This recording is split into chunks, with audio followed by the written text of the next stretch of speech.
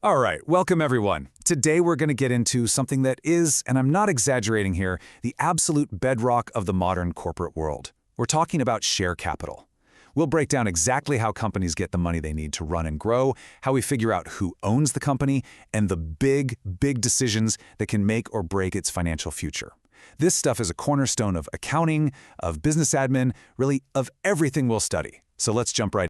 So let's start with a really practical question, a question that every single business leader has to face, whether you're just starting out in a garage or you're the CEO of a massive corporation. Imagine you've got this incredible idea, a vision for how to grow your company, but you need cash to make it happen, right? The first thing that probably comes to mind is borrowing money, getting a loan. But that's debt. And debt means interest payments, it means you owe someone legally, it's a heavy weight to carry. So what else can you do? Is there another way to get that essential funding? Well, the answer, and it's a huge one, is something called share capital. This is the absolute game changer. Instead of going into debt, a company can raise money by essentially selling off tiny little pieces of itself.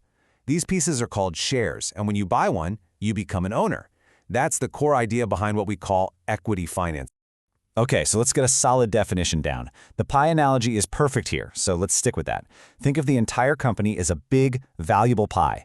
Share capital is the money you get when you cut that pie into slices. We call those shares, and you sell those slices to investors.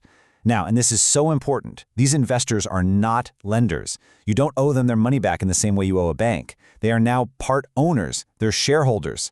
They have a real stake in the company's future, a claim on its profits.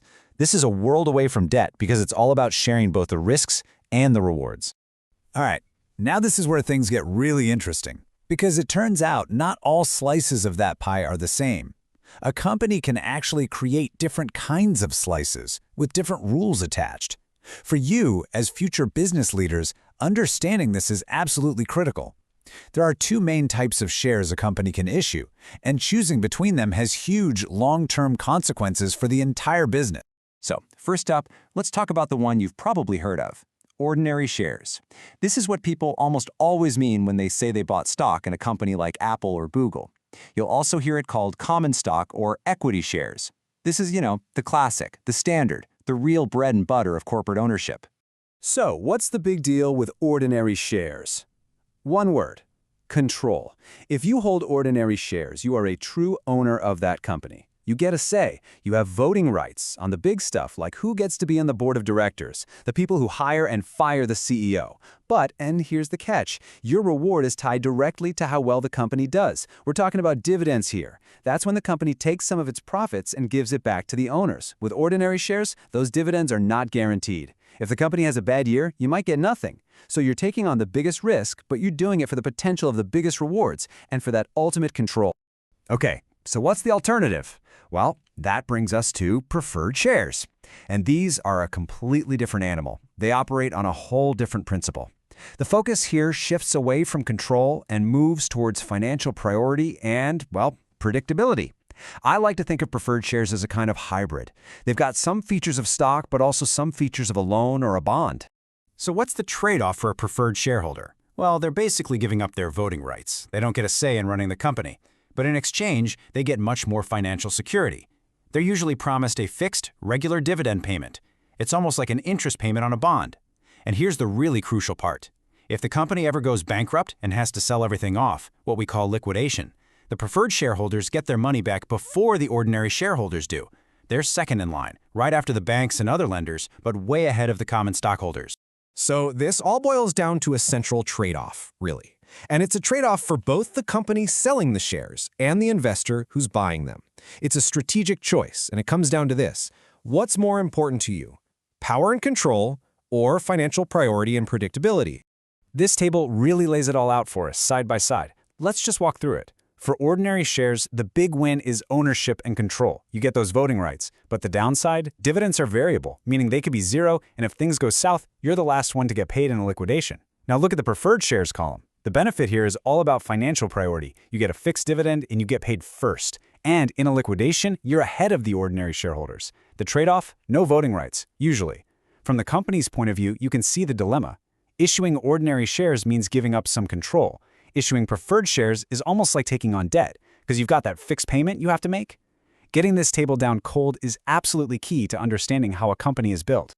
Okay, so we've got the two types of shares down, but let's get to the bigger picture. Why does this all matter? Why are we spending so much time on this? Well, the answer is simple, but it's incredibly important.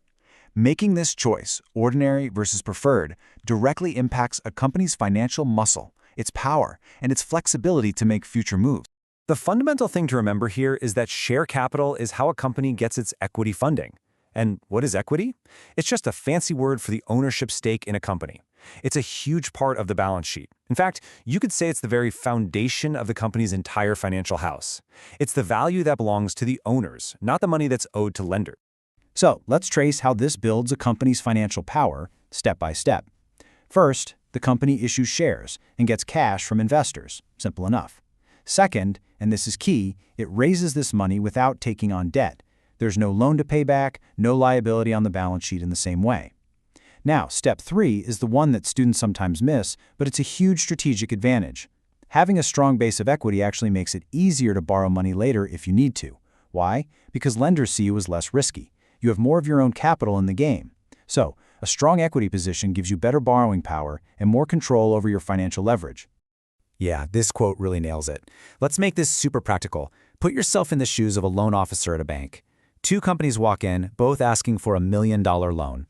Company A has a ton of debt already, say $2 million, and only $100,000 in equity from its owners. Company B is the opposite. It has $2 million in equity and only $100,000 in debt. Who are you giving the loan to? It's a no-brainer, right? You're going with Company B every single time. Why? Because its owners have more skin in the game. They have more to lose. The company is less leveraged, which makes it a far, far safer bet for the bank. That's the power of a strong share capital base in the real world. So, let's wrap this up with a question for you. A question I guarantee you'll face if you ever start or run a business. What would you value more? Would you issue ordinary shares, bringing in more owners and more capital, but giving up some of your control in the process? Or would you go with preferred shares, keeping that control, but taking on a fixed financial obligation that feels a lot like debt? Think about it. The way you answer that question will literally shape the foundation of your company. There's no single right answer here, only strategic choices. And now, you're better equipped to make them.